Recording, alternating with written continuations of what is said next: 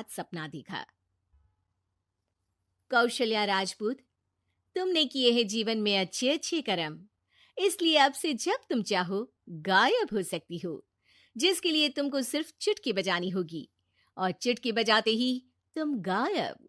बस एक बात का ध्यान रखना, जहां तुमने कोई गलत काम किया तुमसे ये शक्ति वापस ले ली जाएगी। कौशल्या की नींद टूट जाती है।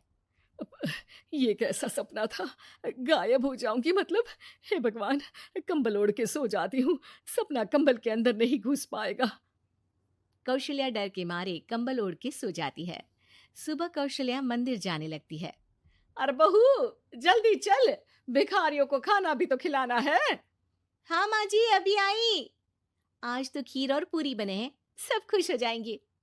दोनों सास बहू कार से खाने का सामान लेकर मंदिर पहुंचते हैं और भगवान की आराधना के बाद मंदिर के बाहर बैठी भिखारियों को खाना खिलाने लगते हैं। दीदी, आप हर हफ्ते आते हो, इतना सारा करते हो हम लोगों के लिए। मैं आपके लिए रोज अलग से दुआ मांगता हूँ। ये तो फर्ज है हमारा। दीदी, थोड़ी पैसों की मदद हो जाती तो अच्छा होता। बड़े चौराहे पे मेरी बीवी भीख मांगती है, उसका इलाज करवाना है, 100-200 रुपए लग जाएंगे। कौशल्या उसी वक्त भिखारी को 500 का नोट दे देती है और दोनों सास बहू वहां से लौटने लगती हैं। तभी कौशल्या को कोई शंका होती है। अब बहू रुक, तो मैं अभी आई। कौशल्या वापस वहीं जाती है तो देखती है कि भिखारी वहां है ही नहीं। कौशल्या को रात का सपना याद आता है। वो चुटकी बजा के गायब हो जाती है और सीधे भिखारी के पास पहुंचती है, पर भिखारी को वो दिखाई नहीं देती। कौशल्या देखती है कि भिखारी उन पैसों से शराब खरीद रहा है और कौशल्या उसे वहीं एक चाटा मारती है। अरे कौन है बे? एक और चाटा पड़ता है। अरे कौन है? कौन है? हिम्मत है तो सामने आओ। भिखारी को झूठ बोलने पर तड़ातड़ चांटे पड़ते हैं। वो वहां से भाग खड़ा होता है। कौशल्या चुटकी बजा के वापस बहू के पास आ जाती है और मन ही मन सोचती है, ऐसे तो मैं कितने गलत काम रोक सकती हूँ, कितनी ताकतवर हूँ मैं, किसी को पता भी नहीं चलेगा। सासू माँ, आप क्या सोच रही हो? अब कुछ नहीं, कुछ भी तो नहीं। ठीक है, मुझे ना थोड़े पैसों की जरूरत थी। मेरे कजिन भाई है ना, उनकी तबीयत थोड़ी इधर उधर हो रही है। वो तो खुद से नहीं कहेंगे कि पैसे दे दो, पर बहन होने के नाते मेरा तो फर्ज बनता है ना कि भाई की मदद करूं। अरे हाँ हाँ, ले जाना पैसे। पैसे इसीलिए तो कमाते हैं कि जरूरत में काम आ सके। घर पहुंच के कौशल्या अपनी बहू को 10,000 रुपए दे देती है। कब जाएगी तू मायके? कल शाम की ट्रेन है। दोनों काम में लग जाती हैं। तभी काम वाली दीदी वहां आती है। आज ना मैं आप लोगों के लिए पनीर बनाऊंगी। ठीक है, मंगवा लेती हूँ पनीर। पड़ोस की दुकान वाला पनीर दे जाता है और काम वाली बाई पनीर से रेसिपी बनाने लगती है। आज अपनी सुपर पावर काम वाली बाई पे ट्राई करती हूँ, देखूं तो सही किचन में करती क्या है ये। सास चुटकी बजा के गायब हो जाती है और किचन में पहुंचती है। बाई को खबर भी नहीं है कि कौशल्या भी किचन में ही है। आज तो मैं भी पनीर की सब्जी बनाऊंगी रात को अपने घर, और थोड़ा सा घी भी रख लेती हूँ। वैसे भी कौशल्या बुढ़िया खा खा के मोटी हो गई है। कौशल्या बाई की चोरी पकड़ लेती है और गुस्से में बाई की चोटी ऊपर उठा देती है। बाई को समझ भी नहीं आता कि उसकी चोटी खड़ी कैसे होगी। वो डर के मारे चीख पड़ती है। बहू भागते हुए किचन में आती है। अरे क्या हुआ? ये तुम्हारी चोटी खड़ी कैसे है? करंट लग गया है क्या? पता नहीं, शायद किचन में ना भूत है।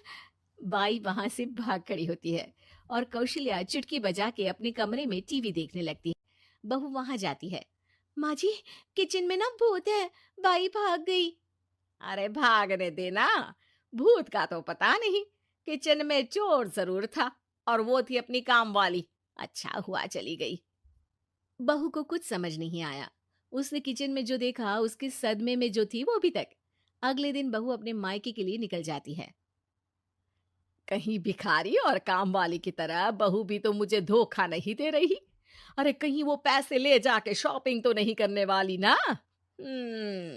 अभी पता लगाती हूँ, मुझसे कुछ छिपा है भला। जैसे भगवान सब देख रहा है वैसे ही मैं भी सब देख रही हूँ। सास को अपनी शक्ति पर घमंड आ गया था। वो अब अच्छे काम करने की जगह अपनी शक्ति का इस्तेमाल खुद का शक मिटाने के लिए कर रही थी। वो चुटकी बजाती ही बहू के मायके चली जाती है। भैया, आपने बताया क्यों नहीं कि इतनी तबीयत खराब है? अरे तेरी सास बूढ़ी हो गई है, इतना भला काम करती है, उनकी मदद कौन करता है? यहाँ तो और भी लोग हैं ना। भैया, मेरे पास कुछ पैसे हैं, आप दूसरे डॉक्टर को दिखा दीजिए ना। अरे मुझे लगता है कि मेरा टाइम आ गया है, मुझे जाना होगा। कमरे में भाई की आत्मा को लेने यमदूत आ चुके थे। कौशल्या भले ही किसी को नहीं दिख रही थी, पर यमदूत ने उसे देख लिया। यही आत्मा है शायद, परछाई दिख रही है, पहले ही तैयार खड़ी है। अरे आप कौन हो? यमराज का नाम सुना है? हैं? आप यमराज हो क्या? नहीं, हम उनके यहाँ जॉब करते हैं, आत्मा उठा के ले जाते हैं डिलीवरी वाले। चलो अब तुम्हारा टाइम पूरा हो गया।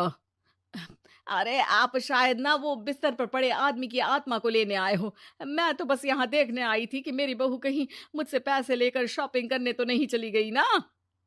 मतलब तुम्हारे पास शक्ति है गायब होने वाली? हाँ, तुम ऐसे तुच्छ काम में उपयोग कर रही हो ऐसी दिव्य शक्ति का। अब तो तुमको ही लेके जाऊंगा। अरे नहीं नहीं, कल मुझे किटी पार्टी में भी तो जाना है। अब नरक में ही करना किटी पार्टी। नहीं नहीं नहीं। 3 बार नहीं क्यों बोल रही हो? टीवी सीरियल चल रहा है क्या एकता कपूर का? अरे प्लीज मुझे जाने दो। आप तो उस बीमार आदमी की आत्मा को लेने आए थे ना, गलत डिलीवरी करोगे तो यमराज डांटेगा ना। बात तो सही कर रही हो, पर हमको उस पे दया आ गई। अभी उसकी उम्र ही क्या है, पर कुछ तो लेके जाना पड़ेगा ना। एक काम करो, अपनी शक्ति दे दो, गायब होने वाली है। अरे क्यों? तुम पृथ्वी लोक का भ्रष्टाचार रोक सकती थी, चोरी रोक सकती थी, अरे कोरोना रोक सकती थी, पर तुमने अपनी बहू की जासूसी करना शुरू कर दिया। अरे लेकिन किंतु परंतु। यमदूत सास की शक्ति लेके वापस चले जाते हैं। कौशल्या की परछाई हवा से नीचे गिरती है और जमीन पे आते आते कौशल्या का शरीर सामने आ जाता है। अरे लग गई, कितने ऊपर से फेंका। माँ जी, आप यहाँ ऊपर से कैसे गिरी? अरे समधन जी, आप अचानक कमरे में। सब घबरा जाते हैं। सास बहू को सारी बात बता देती है। ये लो आपके 10,000 रुपये। आपको मुझ पे इतना भी भरोसा नहीं है? अरे बहन, मुझे दर्द नहीं हो रहा है, अब अचानक से सब अच्छा होने लगा है। अरे तो फिर बिस्तर से उठ जाओ और मुझे लेटने दो, गिरी हूं ऊपर से तो पूरा बदन दुख रहा है। भाई को तो यमदूत ठीक करके जाते हैं, पर कौशल्या देवी दर्द के मारे बिस्तर पर आ जाती हैं।